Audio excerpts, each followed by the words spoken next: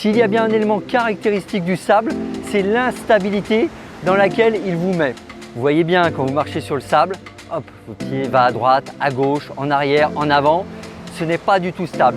Et justement, il faut faire de cette instabilité un élément de travail important, ce qui va vous permettre de travailler notamment tout ce qui relève du renforcement de la cheville et proprioception des membres inférieurs et aussi de la ceinture abdominale gainage. On va voir un ensemble d'exercices qu'on peut faire dans ce type de situation. Suivez-moi.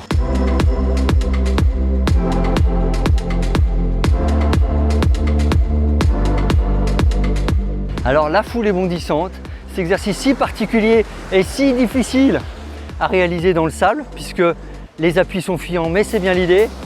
Le genou monte au niveau de la hanche, le pied est fixé en porte-manteau, hop, et il vient réagir au sol et jambes tendues. Ok?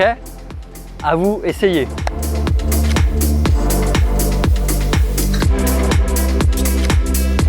Alors on connaît tous le gainage, la fameuse planche qu'on a vue, revue et re-revue. Ben là on va faire une petite variante dans le sable. Comme je vous l'expliquais, c'est le lieu de l'instabilité et donc ça va encore mieux vous permettre de travailler. Donc je rappelle la position de départ. On se met tout d'abord à quatre pattes pour être sûr d'être bien positionné. Les coudes au sol et hop, on se lève. Et là, si on est à l'aise sur cette position, on monte tranquillement. Voilà, et avec le sable, on peut avoir des effets d'instabilité et donc on gère, hein, toujours avec les positions latérales. Vous voyez que ça devient un peu plus difficile en levant une jambe, voilà, en ajoutant des petits exercices de renfort en même temps.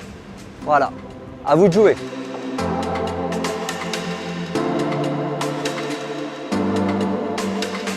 Alors là, le fameux exercice qu'on appelle les fentes, qui va vous renforcer à la fois les quadris et les fessiers de manière prioritaire, mais également toute la sangle abdominale.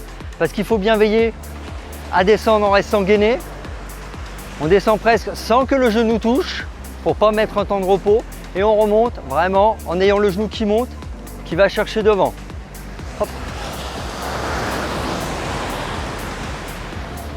Avec le sable mouvement, c'est toujours un peu déstabilisant et c'est ça qu'on va chercher à retravailler.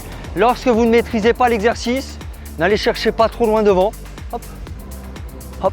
Et si vraiment vous maîtrisez, vous pouvez faire de grands écarts.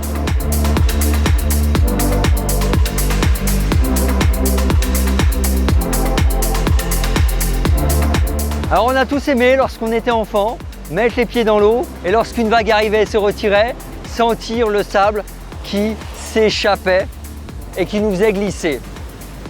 Là, on va essayer de le faire sur un pied et attention, ça va être très dur.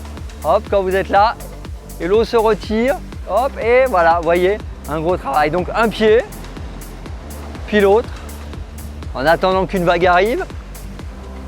Et voyez, hop, c'est difficile. Donc faites-le, jouez, c'est top.